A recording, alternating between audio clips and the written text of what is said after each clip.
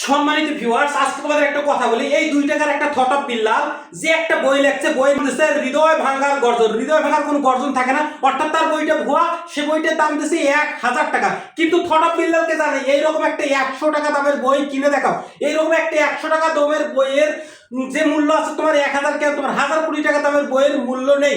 এরকম একটা 100 টাকার বইটার দাম মাত্র 100 টাকা। এই 100 টাকা বইয়ের একটা লাইনের যে মূল্য আছে তোমার 100 টাকা দামের মূল্য, একটা 1000 টাকা দামের বইয়েরও সেই মূল্যটা নাই। অতএব থট অফ বললে তুমি 2 টাকার বই নিয়ে যে বাজারে ব্যবসা শুরু করে দিছো, ঝগড়া শুরু করে দিছো উমরের সাথে, হের সাথে, অন্যর সাথে, অন্য টিকটকারের সাথে। কিন্তু মনে রাখবা, বন্যরা বনে, সৌন্দর্য শিশুরা মাতৃকোলে। আর মনে রাখবা, তুমি সে রবীন্দ্রনাথ ঠাকুর কাজী নজরুল ইসলামকে নিয়ে যে উপহাস করতো, তার জন্য তোমাকে ক্ষমা চাইতে হবে।